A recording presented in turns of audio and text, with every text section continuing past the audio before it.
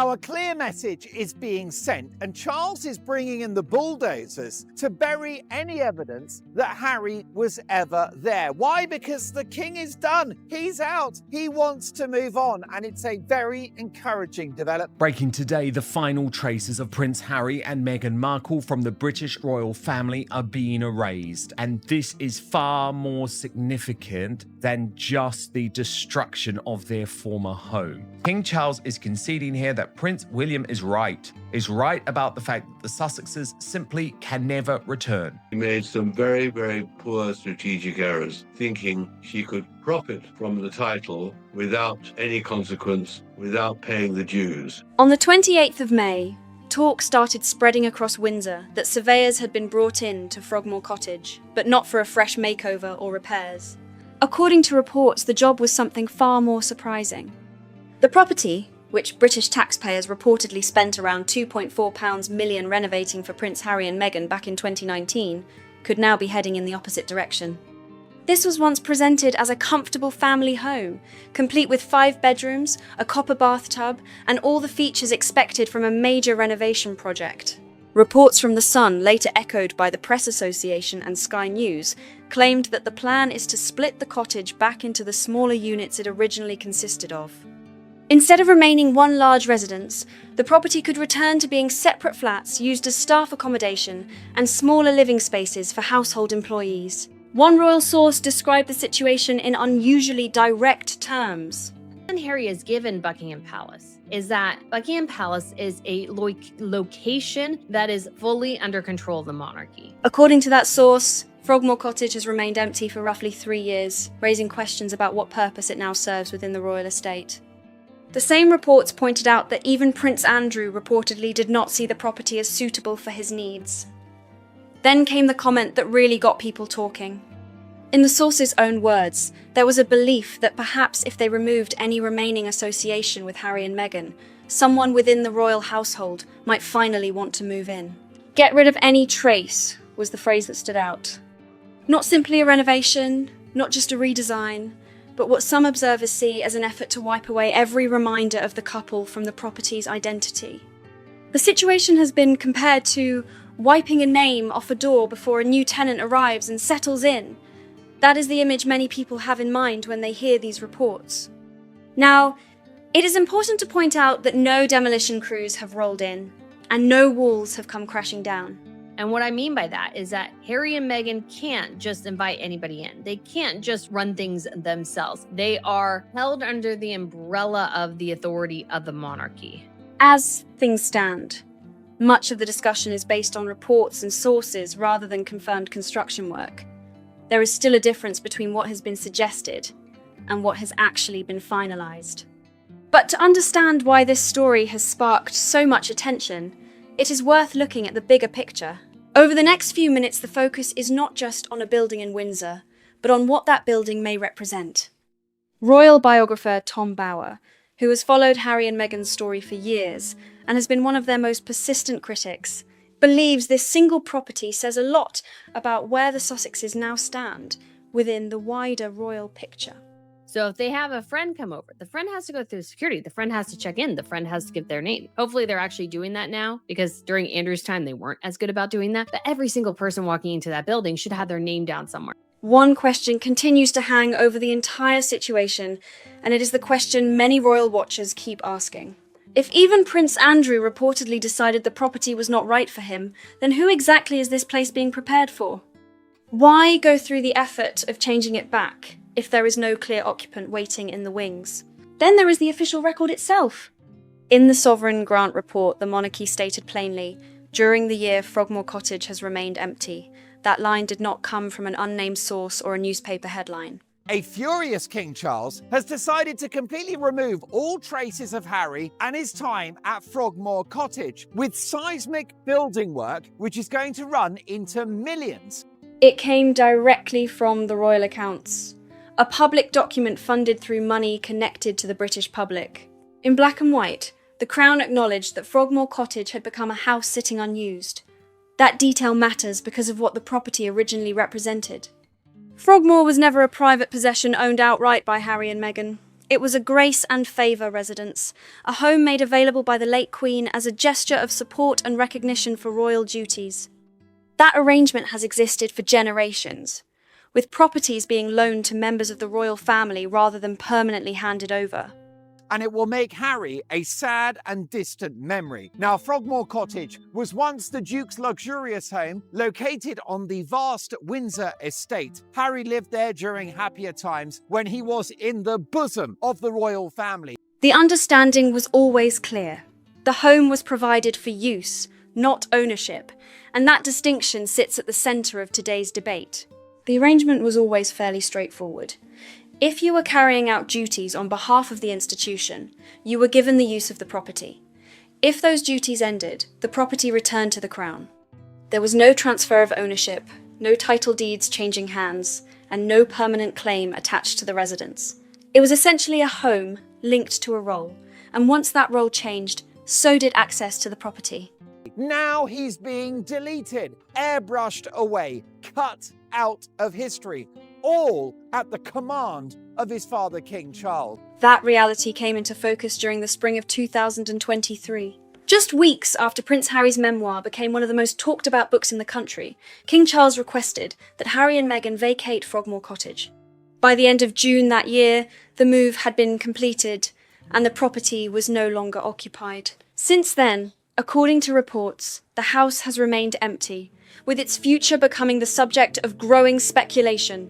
With this home still vacant, and with this home basically left as Harry and Meghan left it, there is, of course, always the thought, the fantasy of, oh, we can just come back. The cottage was reportedly offered to Prince Andrew as part of wider discussions about moving him from Royal Lodge, yet reports claimed he declined the offer. Instead, he remained at Royal Lodge, a much larger property with dozens of rooms. That decision immediately sparked conversation among royal watchers. But the monarchy is sending Harry and Meghan a very clear sign here. There is no coming back. You can't just waltz back in and waltz back into this house and waltz back into all of our lives as if nothing happened. If a renovated 5-bedroom cottage was not attractive enough to persuade a move, what did that say about how the property was viewed behind palace walls? For some observers, the answer is simple. The cottage may have become associated with a chapter many within the institution would rather move beyond. Whether that interpretation is fair or not, the property's long period of sitting empty has only added to the questions surrounding it. Then there is the financial side of the story, which continues to grab attention. The sovereign grant, the funding mechanism used to support the official operations and maintenance of royal properties, has risen to approximately £132 million for the current year. That figure represents a significant increase compared with previous years and has naturally drawn scrutiny from the public. What makes Frogmore Cottage especially notable is that the same public funding system was connected to the major renovation work carried out on the property several years ago. This house is going to be renovated. It's going to be changed. It's going to be given to somebody else. It's not going to be for you. It's going to be for somebody else. Reports at the time placed the cost of those renovations at around £2.4 million. Now, if plans move forward to reconfigure the building once again, many people are noticing an awkward contrast. Public money was used to transform the property into a single-family residence, and public money could now be involved in changing it back into something different. That creates a striking sense of symmetry that has not gone unnoticed. First, the investment was made to prepare the home for Harry and Meghan, and now the conversation centres on removing the features that made it their residence in the first place. Keep that £2.4 million figure in mind, because it remains one of the most debated parts of the entire story. Very interesting, which I was surprised by, and comes up early in the Betrayal book, is when a very, very famous member of the British establishment, really a household name, is asked by the Queen to explain to Meghan before the wedding what life will be like. And that person goes to visit her every 3 or 4 weeks in Kensington Palace. Royal biographer Tom Bower has followed the Frogmore Cottage saga from the beginning, and his assessment of what it all means is far from forgiving. In his view, this is about much more than bricks, walls, and floor plans. It is a symbol of a much larger shift inside the royal family's world. Tom Bower's view of the situation is unmistakably sharp. Stripped down to its core, his argument is that the Sussexes have gone from being one of the most discussed and closely watched couples in the world to becoming an issue the royal institution would rather put behind it. And after the third and fourth visit, tells the Queen that Meghan has absolutely no intention of staying in Britain after the wedding, and there's a lot of trouble ahead. Of course, it was too late to do anything. In his telling, that process does not begin with headlines or public statements, it begins with places, symbols, and properties. If reports about Frogmore Cottage are accurate, Bower sees the changes to the house as part of that wider picture. Bower is not known for soft language or cautious criticism. He built his reputation as an investigative biographer willing to challenge high-profile figures, and his books often generate strong reactions. His book Revenge attracted significant attention for its portrayal of Harry and Meghan, while his more recent book, Betrayal, released at the end of March, continued his examination of major public figures and institutions. But they saw it long before that glorious day in June. And I'm afraid that that is her problem. She is very calculating and very ruthless and very self-promoting, but she's taken on more in the end than she can chew. Whether people agree with him or not, his comments rarely go unnoticed. During an appearance on GB News alongside Jacob Rees-Mogg, Bower argued that the Sussexes are facing increasing pressure in both their public and commercial lives. He repeatedly used the word desperate to describe what he believes is their current position. According to Bower, they are searching for new opportunities after changes to some of the major media partnerships that once generated enormous headlines. He also claimed they continue to seek recognition and status connected to their royal ties.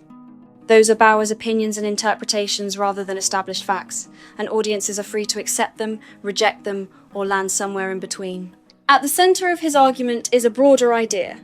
Harry and Meghan spent heavily on turning the property into their family base, and the UK taxpayer had to foot the bill. $3.2 million.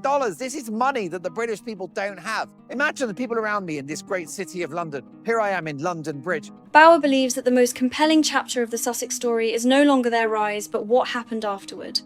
The world watched their courtship, wedding, royal duties, departure from royal life, and moved to California. In Bower's view, the more dramatic story now is how those expectations have collided with reality over time. What makes this discussion interesting is that some of the business developments behind it are matters of public record. Even if every rumour, anonymous source, and palace whisper were ignored completely, there are still major corporate partnerships that can be examined on their own terms. Take Spotify, for example. The company and Archwell Audio announced in 2023 that they were ending their partnership by mutual agreement. Despite the excitement surrounding the original deal, only one podcast series was ultimately released. That outcome immediately sparked debate about expectations, performance, and whether the partnership had lived up to the enormous attention it received when it was first announced. Then there is Netflix, the deal that generated global headlines when it was unveiled in 2020. They're working so hard, some of them on the minimum wage, and their taxes were going towards Harry and Meghan's vanity project, improving a perfectly good luxury house because Meghan was in competition with Catherine. Reports at the time suggested the agreement could be worth as much as $100 million, though exact financial details were never fully disclosed publicly. Last August, reports indicated that the relationship had shifted into a more limited first-look arrangement rather than continuing under the same type of exclusive structure that originally grabbed attention. That distinction matters because a first-look deal typically offers fewer guarantees and more flexibility for both sides. It does not necessarily mean a partnership is ending, but it does represent a different stage in the relationship.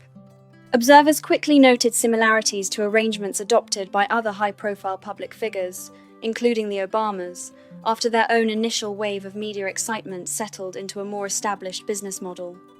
At the same time, critics have pointed to the pace of content production as a challenge. While the Sussexes have remained highly visible in public discussions, the volume of projects released under some of these headline-making agreements has been lower than many expected when the deals were first announced. That gap between massive expectations and actual output has become a major talking point, and it is one reason figures like Bower argue that the current chapter of the story is attracting just as much attention as the one that came before it. You know, they are keep on seeking opportunities to appear in public, keep on seeking opportunities to promote themselves as great humanists, and keep on making mistakes because they don't realize how complicated the world is and how they're totally ill-equipped to cope with those complications. One of the biggest questions surrounding the Sussexes in recent years has been whether the enormous excitement that once surrounded their projects is still translating into the same level of success. Critics often point to Meghan's Netflix lifestyle series With Love, Meghan as an example. According to reported engagement figures, the show ranked around 389th on Netflix's internal engagement charts for a 6-month period, placing it well below the platform's biggest hits despite the intense publicity that surrounded its launch.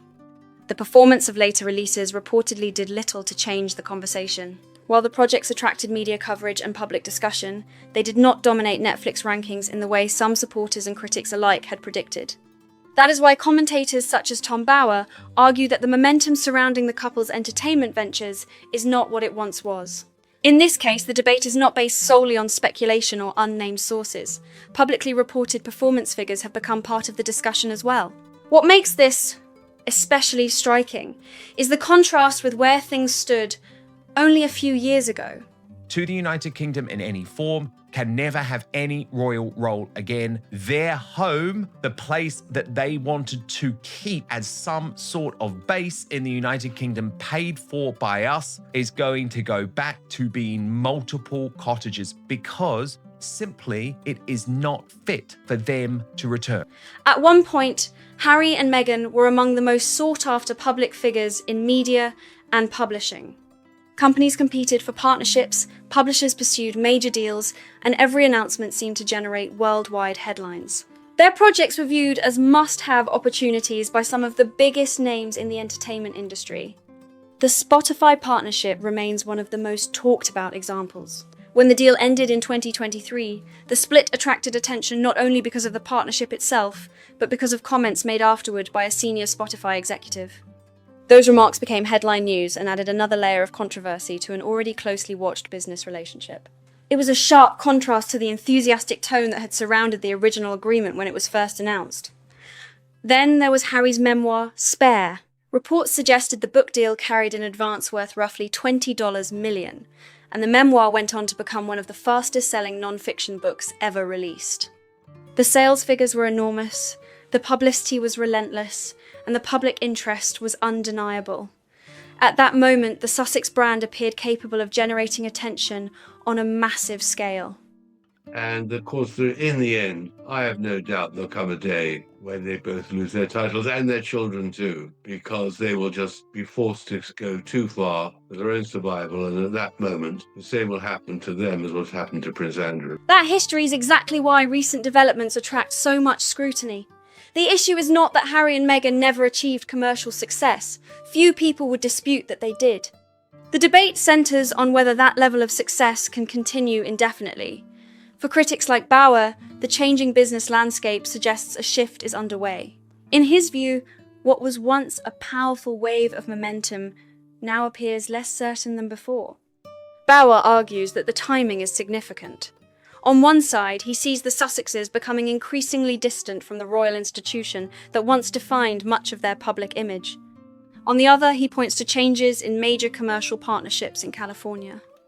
To him, those developments are connected rather than separate events. He interprets them as signs of a larger turning point. One example he frequently points to is Meghan's lifestyle brand, As Ever. Earlier this year, reports indicated that Netflix would no longer be involved with the venture in the same way it had been before. I've seen somebody try so hard to prove that they're not the most unpopular person in the world. Someone who fled England because she needed her privacy. Yeah. Never let us forget that. The brand, known for products such as jams, specialty food items, and other lifestyle offerings, had benefited from Netflix's support and visibility. When that relationship changed, it immediately became another topic of discussion among royal commentators and industry observers alike. At the same time, it is important to note that both sides publicly described the separation as amicable. There was no dramatic public dispute, no hostile exchange of statements, and no suggestion that the brand itself could not continue moving forward. Even critics who question the brand's long-term prospects generally acknowledge that Meghan has demonstrated an ability to attract attention and generate interest around her projects. The debate is less about whether she can sell products, and more about how much influence major corporate partners will continue to have in shaping the next chapter of the story. To be fair, As Ever did not stumble out of the gate. The brand stated that it was prepared to operate independently, and when its first major product launch arrived in April 2025, the response was strong. I mean, I know, it's absolutely astonishing. And then, of course, the publication of all her very top secret wedding photographs Oh, yeah. to mark the 8th anniversary. That as well, absolutely another invasion of her privacy. Reports indicated that the initial release sold out in roughly an hour, giving supporters plenty of evidence that Meghan's name still carries significant commercial appeal. Whatever critics may say, that kind of launch certainly grabbed attention and generated excitement. At the same time, many commentators argue that the broader picture becomes more complicated when all the developments are viewed together. One individual event might not mean much on its own, but a series of changes occurring across multiple projects naturally invites questions. That is the pattern critics like Tom Bauer keep pointing toward. First came the end of the Spotify partnership. Then came reports that the Netflix arrangement had shifted into a smaller first-look deal rather than continuing under its original structure. Those changes alone sparked debate, but they were not the only developments attracting attention. Attention is also focused on the Invictus Games and its funding landscape. Boeing, which had previously provided corporate support connected to Invictus activities, confirmed that it would not be sponsoring the Birmingham Games, scheduled for 2027. Around the same period, reports indicated that the Australian government chose not to renew a funding commitment linked to Invictus-related activities in Australia. According to public comments from officials involved, the timing of that decision came as a surprise to some within the organisation. These developments do not necessarily mean the Invictus Games are in danger, but they have fueled conversations about long-term financial support and sponsorship. Organising major international sporting events requires substantial resources, and every funding decision attracts close attention. Reports of leadership changes within the Birmingham organising structure only added another layer of uncertainty to an already challenging environment. When observers look across these stories together, they see a series of partnerships, sponsorships, and financial arrangements that have either changed, ended, or become less certain than before. That does not automatically prove a larger trend, but it helps explain why the discussion continues to grow louder. Then there is Frogmore Cottage, and the £2.4 million figure that keeps resurfacing in every debate. That money was spent on renovating the property before Harry and Meghan moved in. What often gets left out of the conversation, however, is an important detail. In September 2020, the couple repaid the renovation costs in full. That fact is a matter of public record, and it means claims that they never paid the money back are simply inaccurate. Yet the story remains striking because of what happened afterward. A fully renovated property, with millions spent on upgrades and improvements, was occupied for only a relatively short period before being vacated. The house then reportedly sat empty for around 3 years. Now, according to recent reports, plans are being considered to divide the property back into smaller units. That is the detail many people find hard to ignore. Millions were spent transforming the building into a single-family residence. The costs were later repaid. The property then stood unused. And now the discussion centres on potentially reversing much of that work. I mean, she is literally digging and digging and digging, looking for something to get attention, and probably can't understand why there isn't a huge wave of adoration for her. She's actually puzzled why people don't love her, and that makes it even more interesting. Whether viewed as practical estate management or as a symbol of changing royal priorities, it is a sequence of events that continues to raise eyebrows and keep the Frogmore story firmly in the spotlight. This is the point in the story that makes a lot of people pause, regardless of what they think about Meghan personally. Before anyone jumps to the conclusion that Harry and Meghan are completely broke or facing financial ruin, it is important to keep the facts in perspective. They are not destitute. Reports have consistently estimated Prince Harry's wealth in the tens of millions of dollars, and that level of financial security is far removed from genuine hardship. Whatever challenges they may face, The picture is far more complicated than simply saying they have run out of money. The argument being made by critics is not really about poverty at all. It is about something different: contraction. In their view, the issue is not whether the Sussexes still have wealth, but whether the influence, opportunities, and momentum they once enjoyed are becoming smaller over time. That distinction matters, because the couple's departure from royal life was built around the idea of independence. They stepped away from official duties while making it clear that they intended to build a future on their own terms. At the time, many supporters saw it as a bold move, while critics questioned whether such a separation could work in the long run. Years later, that debate remains very much alive. For commentators like Tom Bower, the symbolism is impossible to ignore. He argues that while Harry and Meghan sought freedom from the royal institution, the institution itself appears to have adapted and moved forward without them. From his perspective, the relationship has become increasingly distant, with fewer remaining connections than many once expected. That is why Frogmore Cottage carries such weight in these discussions. For years, many royal observers believed the property represented more than just a house. It was often seen as a link back to royal life, a place that remained available should circumstances ever change. Whether that belief was accurate or not, it became a widely discussed assumption among people following the royal story. The idea was simple. If life in California ever became difficult, there was still a foothold in Windsor. There was still a familiar address connected to Harry's past. There was still a place that, at least symbolically, suggested a route back toward the royal fold. Now, that perception appears to be fading fast. If reports about the future of Frogmore Cottage prove accurate, the property will no longer exist in the form people associate with Harry and Meghan. The house that once served as their royal residence could be transformed back into smaller units, removing yet another visible reminder of their time within the institution. That is why this story continues to attract so much attention. To some people, it is simply a practical property decision. To others, it feels like something much bigger, a sign that a chapter is not merely ending, but being packed away, piece by piece, until almost no trace of it remains. If Frogmore was ever viewed as a safety net or a bridge back to the past, that bridge now looks far less certain than it once did. If Frogmore Cottage is ultimately divided back into separate flats, it would mark the end of something that goes beyond property records and floor plans. At that point, Harry and Meghan would no longer have a residence associated with them in Britain. No cottage in Windsor, no royal household address tied to their name, and no remaining place that people could point to as their home base within the royal estate. Symbolically, that is a powerful shift, and it helps explain why the story has generated so much attention. Looming behind much of this discussion is the long-running tension between Prince Harry and Prince William. The strained relationship between the brothers has been widely reported for years and is no secret. Books, interviews, documentaries, and countless news reports have all pointed to a significant divide. While the exact state of their relationship remains known only to those directly involved, the fact that the brothers have been estranged has become part of the public record.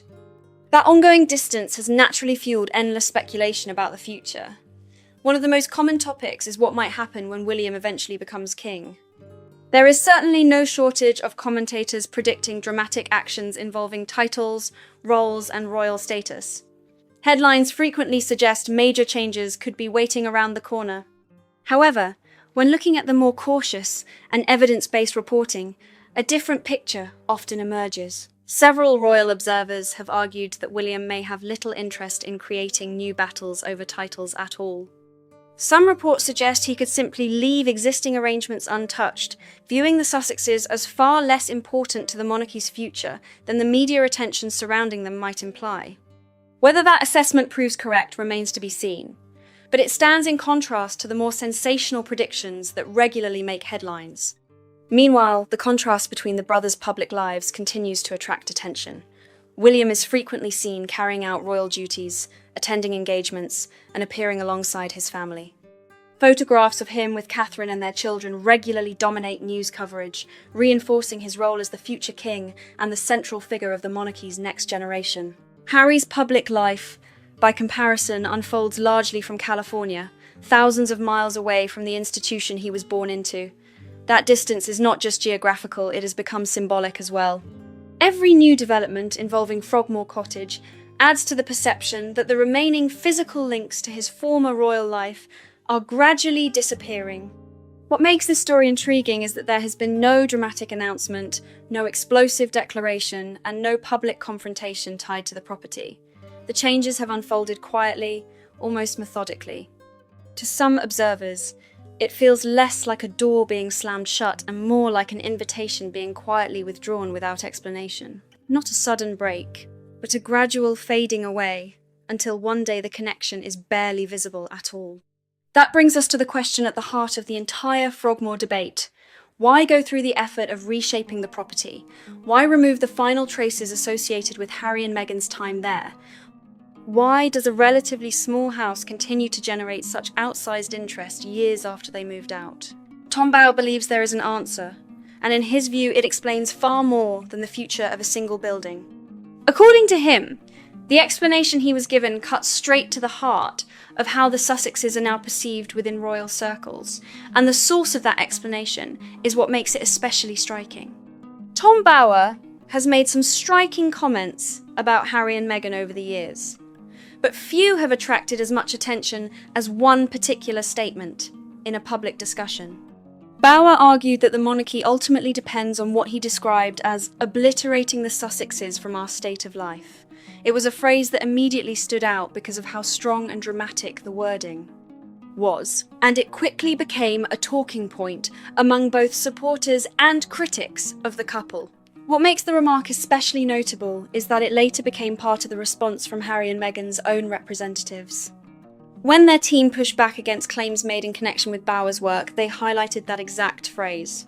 Rather than disputing whether he had said it, they quoted the words directly and used them as evidence of what they viewed as excessive hostility toward the couple. In their statement, they argued that the language speaks for itself, suggesting that the wording crossed a line in their view. Their criticism was not centered on whether the quote was accurate. Instead, it focused on what they believed the quote revealed about Bower's perspective and approach. According to their response, the statement reflected something beyond ordinary criticism and moved into territory they considered unfairly personal.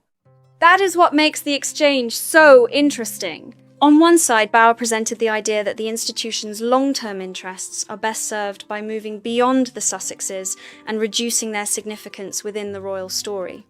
On the other side, Harry and Meghan's representatives pointed to that same statement as proof that Bower's commentary had become overly fixated on them. In a way, the quote ended up serving two completely different purposes at once.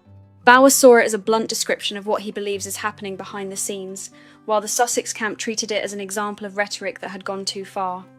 The result is a rare moment where both sides agree on the words that were spoken, but strongly disagree about what those words actually mean and what they say about the bigger picture. At the centre of this entire debate sits a single property.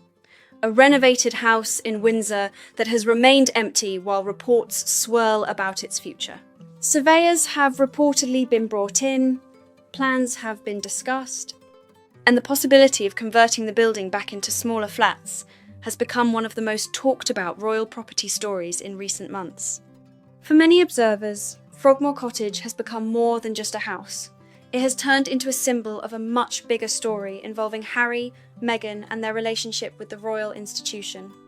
The property once represented a royal future, then became a reminder of a dramatic departure, and now finds itself at the heart of fresh speculation about what comes next. Critics who follow the royal family closely argue that several trends seem to be happening at the same time. Major media partnerships have changed, key business arrangements have evolved, and Frogmore Cottage itself appears to be entering a new phase. Whether those developments are connected or merely happening alongside one another is a matter of interpretation, but the timing has certainly fueled debate. That is why many people believe this story was never only about a building in Windsor. Instead, they see it as part of a larger question about whether the Sussexes still have a meaningful place within the royal framework they left behind. To some, the reported changes to the property look practical and routine. To others, they appear far more symbolic, representing a clear effort to move beyond a chapter that once dominated headlines around the world. one thing is certain. The discussion is far from over. Every new report seems to spark another round of arguments, theories, and reactions from royal watchers on all sides of the debate. So now the conversation moves to you. Do you think the palace should be more direct about the Sussexes' future relationship with the monarchy, or is it better to let events unfold quietly without public declarations? Share your thoughts in the comments below. If you enjoyed this video, hit the like button. It really helps the channel grow and reach more people interested in royal stories and major headlines. And don't forget to subscribe so you never miss the next big update.